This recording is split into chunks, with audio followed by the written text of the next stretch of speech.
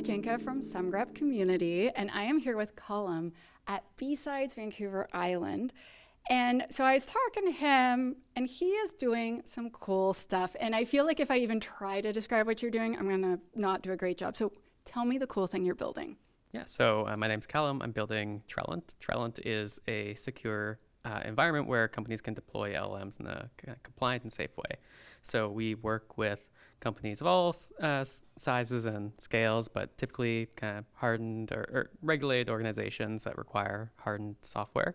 And we give them the kind of AI policy to implement in their companies and understand what kind of data you should be able to upload to certain systems. And we also give them a private LLM instance where they can it's a green field for them to use in a safe way.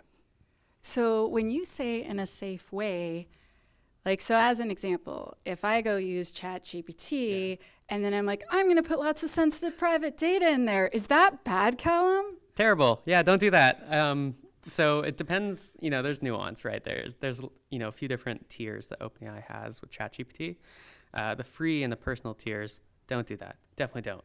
Team and enterprise is a little bit more subtle. Depending on, the threat model that your organization has, maybe it's acceptable to upload certain kinds of information into those pro subscriptions. The difference is that they're not training necessarily public models where that ends up going and being really just leaked outside your organization in a future model release. However, they still do collect information for abuse monitoring. And so if you have a company policy where certain levels of information just can't leave your network, that's still not acceptable because ultimately OpenAI employees or Anthropic employees, whatever company, could still get access to that information. Yeah, and we all know that our providers never, ever look at our data, right? That's not a thing. Yeah, totally. No, never been an issue. So what about shadow AI? I have heard of shadow AI, and I don't think it's very good. Is this a thing you could help with, maybe, or? I'm not familiar with shadow AI, I have to say. Oh, okay. So shadow AI is the idea that a dev goes and just adds an AI to your app that they're building without telling you, without permissions, probably without licenses, and then you might get sued. Yeah, that sounds really bad. In general, I just kind of view anything where you're sending this information of any kind to an LLM in the same way. You have to ask the same fundamental questions. You have to look into the terms of service of these companies and really deeply understand what their data practices are, regardless of whether that's through shadow AI implementation like you're describing, or whether it's through public product that's kind of easily monitored like ChatGPT.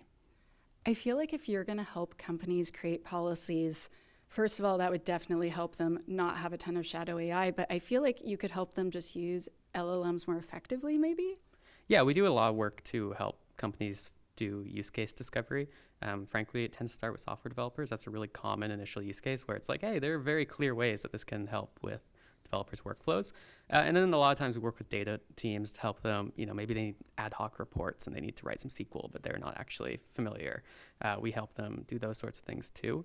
But yeah, it's definitely a large part. So let's say I'm a software developer and I'm like, ooh, LLMs, those seem exciting. And so I want to start learning and I don't want to make bad habits. Do you have any suggestions of maybe where I could start learning, or maybe some things that I should not do? Yeah, so I think it's important to be able to use these systems just to get familiar with them and learn yourself. And so I fully recommend that people try tools like ChatGPT. I don't think that it's bad innately. And so I recommend, try and experiment with personal projects and learn that way. I think that as a way of getting started with these things, it's totally viable, even with the knowledge that, they're going to use your data, but, Google's also monitoring your searches. And we kind of accept that there's like a level of privacy being broken with tools, but sometimes that's worth the trade-off. And so, I still think it's worth experimenting with these tools and highly recommend you do so. Okay. Thank you so much, Calum. This is really exciting, and I'm very excited about what you're building. People should go check it out.